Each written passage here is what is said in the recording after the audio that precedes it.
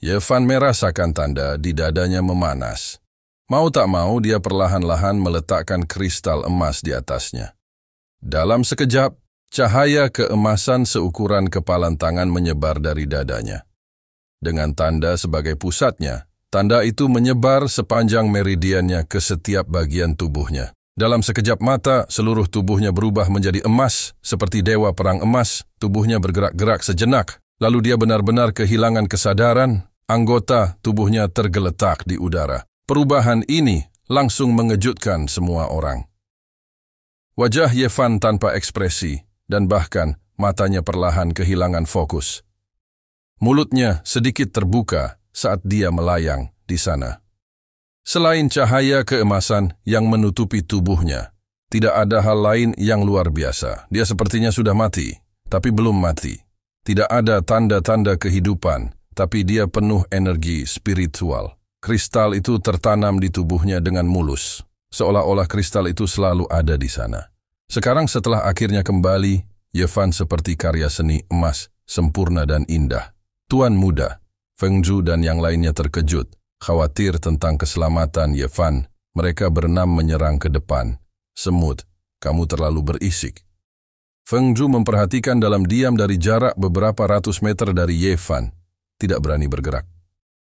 Melihat keenam orang itu maju ke depan, dia merasakan rasa jengkel yang tak bisa dijelaskan.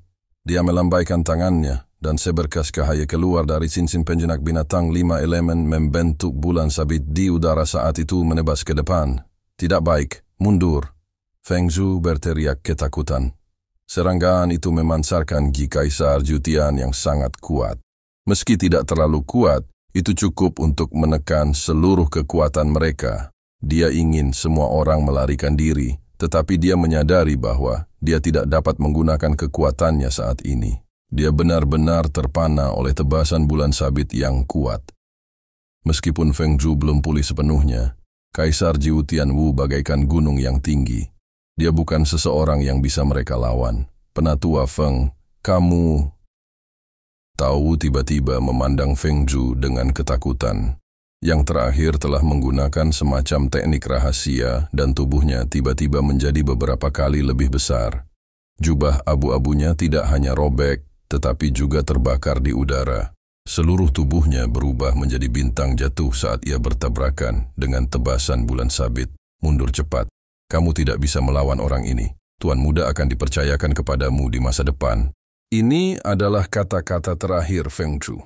Di bawah serangan biasa dari Feng Zhu, dia hanya bisa menggunakan teknik rahasia untuk meledakkan dirinya guna memperjuangkan kesempatan bertahan hidup bagi teman-temannya. Setelah memahami situasinya, dia tidak ragu sama sekali. Penatua Feng. Orang-orang di kuil api suci semuanya berteriak dalam kesedihan saat mereka menyaksikan Feng Zhu bertabrakan dengan tebasan bulan. Cahaya yang kuat meledak, dan dia langsung dimusnahkan seperti bintang.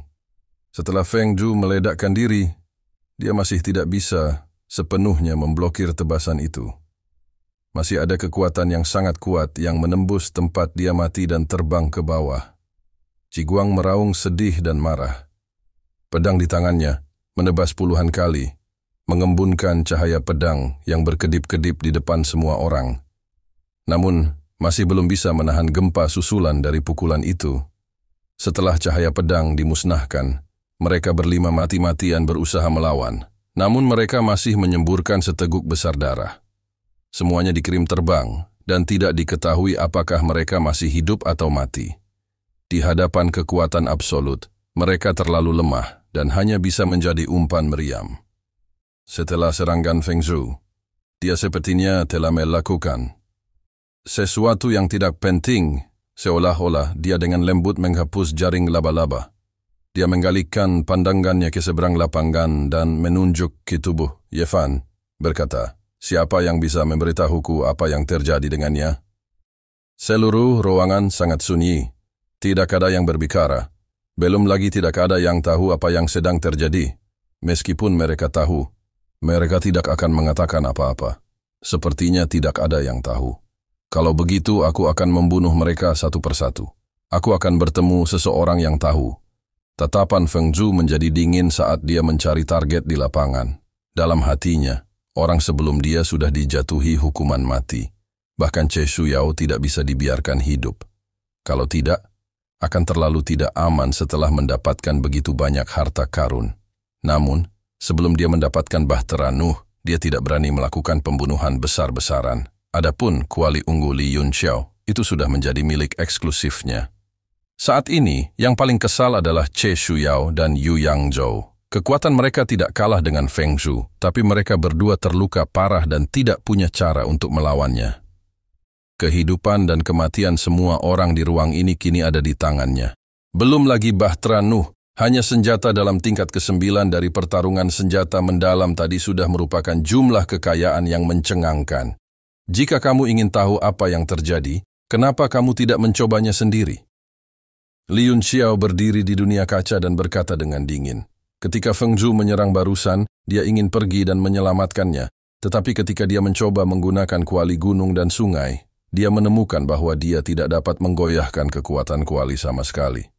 Dia hanya bisa menyaksikan Feng Zhu meninggal. Saat ini, dia juga sangat marah.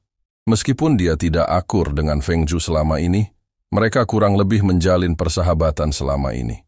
Dia agak menyesal tidak mempertaruhkan segalanya untuk membunuh orang ini terlebih dahulu. Feng Zhu menatapnya, matanya menyemburkan api. Dia hampir mati di tangan Li Yunxiao sebelumnya, dan dia masih merasakan ketakutan yang berkepanjangan ketika memikirkannya. Selain itu, dia waspada terhadap dunia kaca yang dipancarkan oleh kuali ungu, jadi dia tidak berani bergerak sekarang. Li Yunxiao juga menebak kekhawatiran Feng Zhu, dan hanya bisa merasakan kepahitan di hatinya. Selain segel penguasa cerah, dia tidak mengetahui teknik kedua untuk mengendalikan kuali ungu. Dia hanya bisa menggunakan segel penguasa cerah untuk menakut-nakuti orang. Begitu dia keluar dari dunia kaca ini, dia mungkin akan langsung dibunuh oleh Feng Zhu. King Kesil tiba-tiba berkata, Li Yunxiao benar. Orang ini sepertinya menyatu dengan kekuatan kristal. Aku khawatir tak lama lagi Bahtera Nuh akan benar-benar diambil olehnya. Feng Zhu menggerutkan kening, sedikit ragu. Kuncinya adalah kekuatannya telah ditekan sebelumnya, dan dia hampir lumpuh. Hal ini membuatnya sangat takut. Dia takut akan terjadi perubahan yang menekannya, dan kemudian dia mungkin benar-benar mati. Kamu ingin mengambil Bahtera Nuh dengan tatapan pengecutmu itu, Cih. Qing kecil mencibir, wajahnya penuh penghinaan. Dia baru saja memberinya jari tengah. Dia juga khawatir. Jadi dia terus menggunakan kata-kata untuk memprovokasi Feng Zhu, berharap menemukan seseorang untuk memimpin. Kemarahan melintas di wajah Feng Zhu dan niat membunuhnya meledak. Auranya menekan Qing kecil sambil berkata dengan dingin, "Sejak kapan aku membutuhkanmu untuk memberitahuku apa yang harus kulakukan?" Sosok Little Qing bergerak, berubah menjadi sambaran petir yang tersebar di udara, menampakkan sosok yang sangat besar. Ia balas mencibir, wilayah kekuasaan, orang lain mungkin takut padamu, tapi menurutmu apakah aku akan takut padamu? Dia melihat Feng Zhu terluka, jadi dia tidak akan menyerangnya saat ini. Jadi tidak ada yang perlu ditakutkan. Benar saja, tatapan tajam melintas di mata Feng Zhu. Sebelum benar-benar mendapatkan Bahtera Nuh, dia harus menghemat kekuatan sebanyak mungkin. Qing kecil berkata, "Karena kamu tidak berani mencoba, aku sangat tertarik menjadi yang pertama."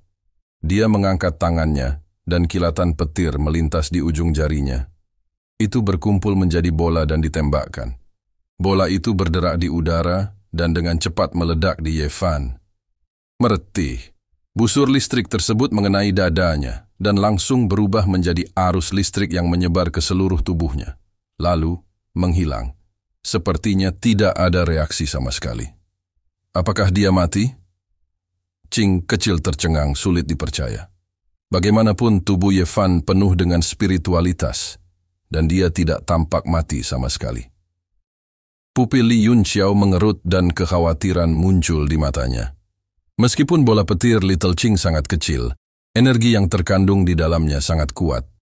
Jika tidak ada reaksi dari serangan seperti itu, bahkan jika Ye Fan tidak mati, dia setidaknya tidak sadarkan diri. Apakah dia benar-benar mati? Feng Zhu juga tercengang. Ketika bola petir meledak di tubuh Ye Fan, Dia telah mengumpulkan beberapa yuanci dan mempersiapkan diri untuk situasi yang tidak terduga. Dia tidak berharap untuk khawatir, tanpa alasan. Desir. Qing kecil sepertinya tidak mempercayainya. Dia menunjuk dengan jarinya lagi. Kali ini, petir biru tua berubah menjadi seberkas cahaya dan meledak di tenggorokan Yefan. Seluruh tubuh Yefan jatuh di udara, tapi dia masih diselimuti cahaya keemasan. Dia tidak terluka sama sekali. Murid Li Yunqiao tiba-tiba mengerut, dan dia melihat tubuh Ye Fan dengan kaget. Dia sepertinya memikirkan sesuatu, dan dia mengungkapkan ekspresi yang sangat terkejut ketika dia berteriak, "Tubuh emas, tak terkalahkan." Ini sebenarnya adalah tubuh emas yang tak terkalahkan. Ekspresi semua orang berubah, dan mereka semua memandangnya dengan bingung. Ekspresi Feng Zhu jelek. Apa yang Anda tahu? Apakah tubuh emas yang tak terkalahkan itu? Apakah itu tidak bisa dibunuh? Mata Li Yunqiao membelalak dan butuh waktu lama baginya untuk pulih dari tubuh Yefan. Dia mengungkapkan ekspresi kenangan seolah-olah dia sedang mengingat sesuatu. Dia memandang Feng Zhu dengan jijik dan mendengus. Tubuh emas tak terkalahkan bukannya tidak bisa dibunuh, tapi kekuatanmu tidak cukup untuk menghancurkannya. Tahukah kamu kenapa Ao Changkong diberi gelar Tiran? Kaisar Tiran Wu, Ao Changkong, tubuh emas. Tak terkalahkan. Tang Jie tiba-tiba berseru dan dia menatap Yefan dengan kaget. Matanya dipenuhi rasa cemburu yang luar biasa, dan dia meraung dengan suara serak. Bagaimana mungkin? Saya tidak hanya mendapatkan bahtera Nuh, tetapi saya juga memperoleh tubuh emas. Tak terkalahkan. Kenapa seperti ini? Hal-hal itu jelas milikku. Kecemburuannya hampir membara di wajahnya, dan asap mengepul dari kepalanya. Tubuh emas tak terkalahkan Tuan Ao Changkong. Ekspresi Feng Zhu juga berubah. Banyak seniman bela diri yang mengetahui bahwa Ao Changkong sangat kuat, tetapi mereka tidak tahu apa yang membuatnya begitu kuat.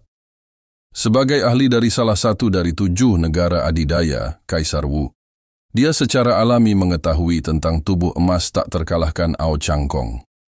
Dia berteriak ngeri. Apakah kamu yakin ini tubuh emas tak terkalahkan? Butir-butir keringat dingin mengalir di dahinya, dan dia merasakan hawa dingin merambat di punggungnya. Jika Yefan benar-benar memiliki tubuh emas tak terkalahkan, dia tidak akan bisa bertahan hidup ketika dia bangun. Mata Li Yunqiao juga dipenuhi keraguan. Dia menatapnya sebentar, lalu mengangguk dan berkata, "Itu memang tubuh emas yang tak terkalahkan, ini benar, tapi..." Sepertinya levelnya jauh lebih rendah dari Ao Changkong. Mungkinkah tubuh emas tak terkalahkan memiliki level yang berbeda? Dia mengerutkan kening dan berpikir keras. Selama pertempuran di tempat suci, dia sepenuhnya ditekan oleh tubuh emas, tak terkalahkan. Sekarang, dia telah mengembangkan teknik penyempurnaan tubuh tiran. Dia secara alami mengetahui hal-hal ini seperti punggung tangannya. Jantung Feng Zhu tiba-tiba bergetar dan seluruh tubuhnya gemetar.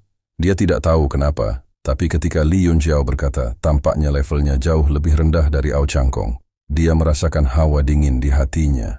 Dia menoleh untuk melihat Li Yunqiao, dan hatinya terasa seperti diremukkan oleh batu. Terima kasih telah menonton. Jangan lupa like, share, dan subscribe guys.